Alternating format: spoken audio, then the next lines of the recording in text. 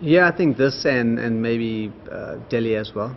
I think mainly because the wickets were good cricket wickets and we didn't manage to capitalize on it. I think in this part of the game we were in a good position. Getting England out for 300 was probably about 20 or 30 runs, a bit more than we wanted. But not scoring the runs has been our Achilles heel really for a couple of Test matches, and that's probably been the most disappointing. Hopefully it's a short corner. But listen, it's been very disappointing for everybody. I mean, certainly I think it's a confidence thing. We don't know how long the corner is, and we hope that it's very close by.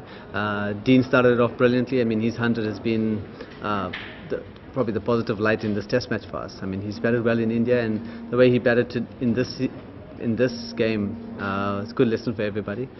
So listen, I don't know. Hopefully it's a very short corner, as I mentioned, and we get runs on the board to back our great bowling efforts up.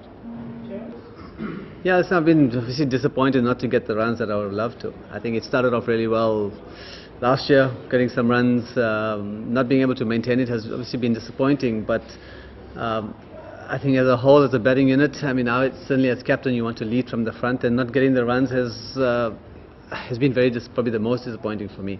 So hopefully I can turn it around in the next couple of Test matches and start leading from the front and getting the runs on the board so that the boys can follow. I don't think I think you've got to look at the formats separately, to be quite honest with you. I think the one-day team has been good since the World Cup. I've been beating India, and India was a phenomenal effort for the one-day team and for the T20 team. So I wouldn't say the World Cup was the start of anything. I think the Test team itself has changed, as we know, over the last couple of years.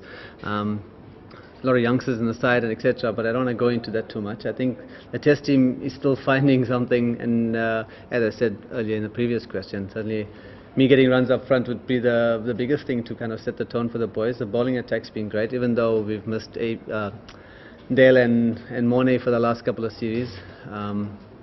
But yeah, so I just see it as it's a developing team. But certainly from my perspective, obviously getting runs on the ball would be the most important thing. Well, I think it's more confidence. He's getting the runs, and the thing about it is you get confident once you get the runs.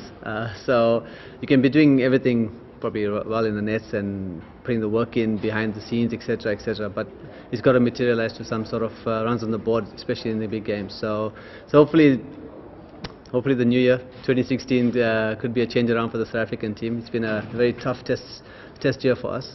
So we're hoping that we can change it around.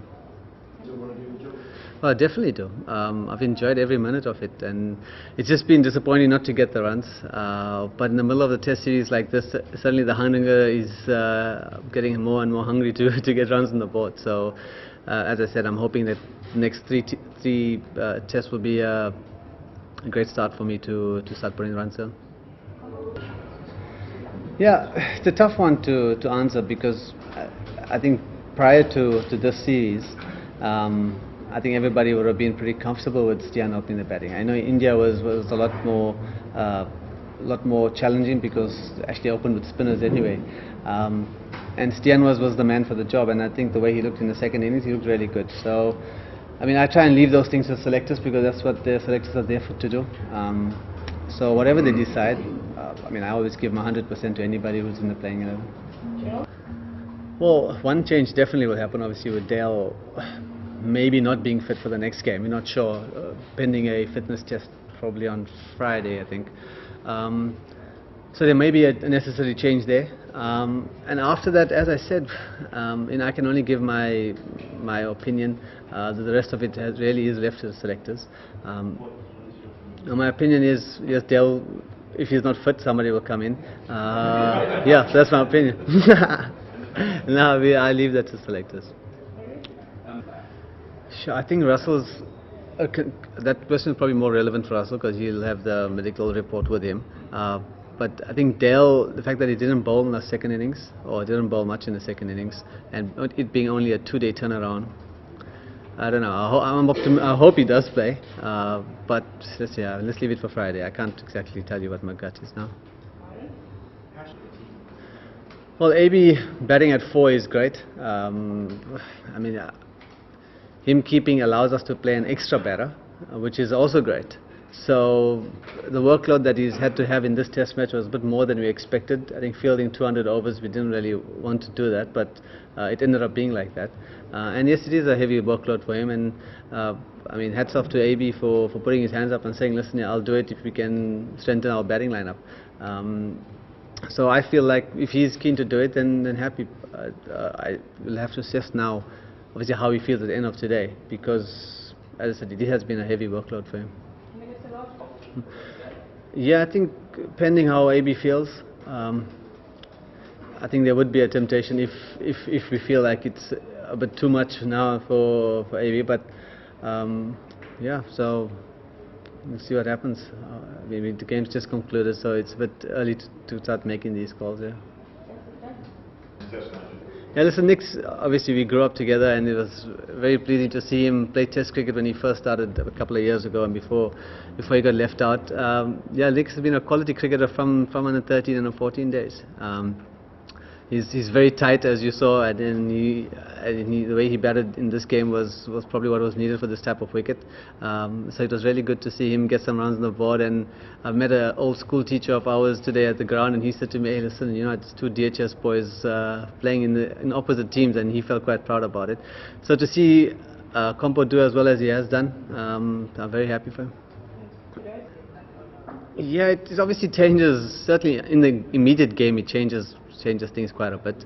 The options are very limited, not having Dale Steyn, who is what we consider one of your banker bowlers to rely on. So not having him is a disappointment, but you know, things like this happen. Guys get injured, and you just got to deal with it and use your whatever resources you have.